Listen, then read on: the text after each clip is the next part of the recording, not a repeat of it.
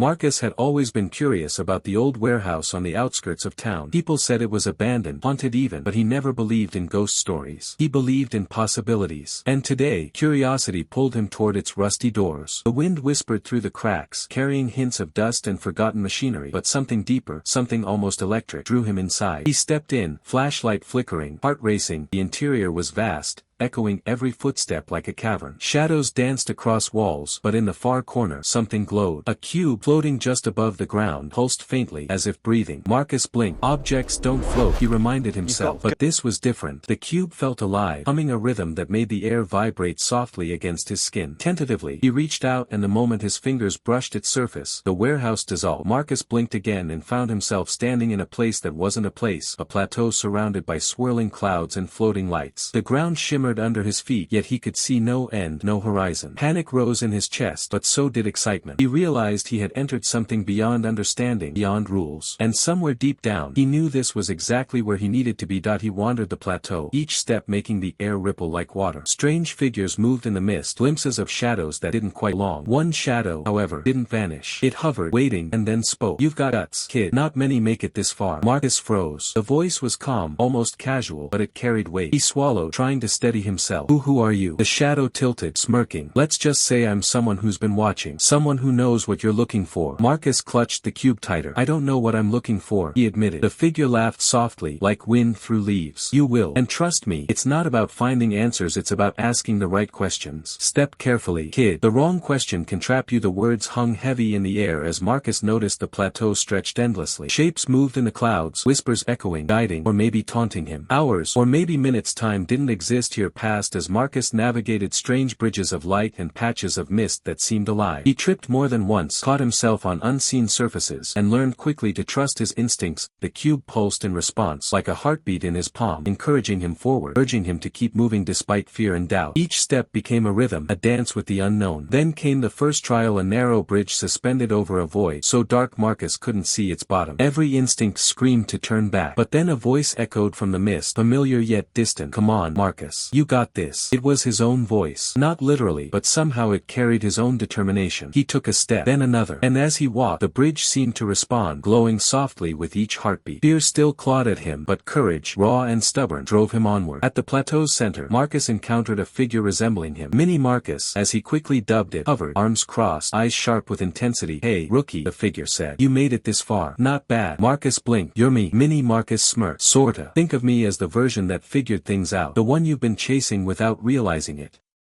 Marcus laughed nervously. "Great. I get to talk to myself. Perfect." Mini Marcus shrugged. "Hey, don't knock it. It's educational." Together, they moved deeper into the plateau, facing puzzles that twisted perception and challenged every instinct Marcus had. Bridges that appeared and vanished, floating stones, and lights that whispered secrets of his past choices. The cube became a guide, illuminating paths only when Marcus believed he could take them. Each step tested his focus, patience, and trust in himself. By now, Marcus understood the plateau wasn't a place. It was a mirror, a reflection of his courage, fear, and potential. One trial was a hallway of mirrors, each reflecting not Marcus' appearance but his emotions. Doubt shimmered in one, anger in another, sadness in a third. Mini Marcus whispered, "They aren't trying to trap you. They're showing you what you carry inside. Face it, and you'll move forward." Marcus met his reflections, letting himself acknowledge the fear, the guilt, the frustration, and slowly, each mirror melted into nothingness. Light returned, and the path ahead cleared. Finally, he reached a precipice overlooking a void of swirling stars and fragments of light. "Leap of faith," Mini Marcus said casually, arms crossed. "Your move." Marcus stared, heart racing. Step forward and trust himself, or retreat and wonder forever. He swallowed, then took the first step. A path of light formed beneath him with each step, glowing brighter as he trusted his instincts. Fear became thrill, uncertainty became rhythm, and he realized the leap wasn't about the void, it was about trusting himself. Halfway across, the cube pulsed warmly, reflecting his heartbeat. Marcus understood now, it hadn't guided him. It had mirrored him. Courage, curiosity, and perseverance, it had been in him all along. Step by step, the void transformed into a bridge, and finally, the figure dissolved, leaving Marcus standing alone, safe, and triumphant. The plateau faded. The warehouse or whatever this was returned, yet Marcus was changed. Mini Marcus appeared briefly beside him. "Not bad, kid. Not bad at all." Marcus smiled, clutching the cube, feeling warmth, energy, and purpose. "I get it now. It's not about finding the path, it's about making it." Mini Marcus grinned. "Exactly. Go on. World's waiting. And honestly, you're ready."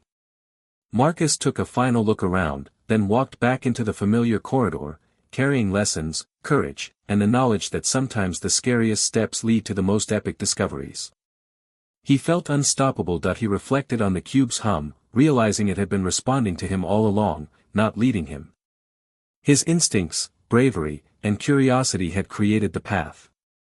Each pulse, each shimmer, each shift in the mist had been a mirror of his own inner strength. Marcus thought of all the challenges, the invisible bridges, the endless clouds, the reflections of doubt and fear, and recognized them as tests not of skill, but of character. Patience, belief in oneself, and calm amidst uncertainty had been more important than speed or cleverness. Mini Marcus's lessons became clear: fear amplifies danger, but confidence and attention create opportunities.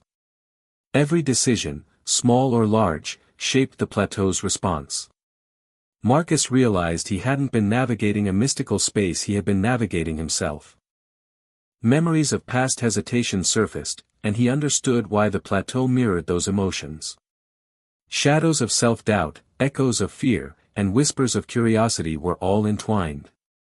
Confronting them, embracing them, and stepping forward despite them created clarity. Marcus held the cube, now sensing its energy harmonized with his own. The rhythmic pulse aligned with his heartbeat, affirming courage, curiosity, and persistence. It was no longer an alien artifact, it was a reflection of his inner journey, a companion of insight rather than guidance. Returning to the warehouse corridor, the ordinary walls felt different, infused with meaning and energy.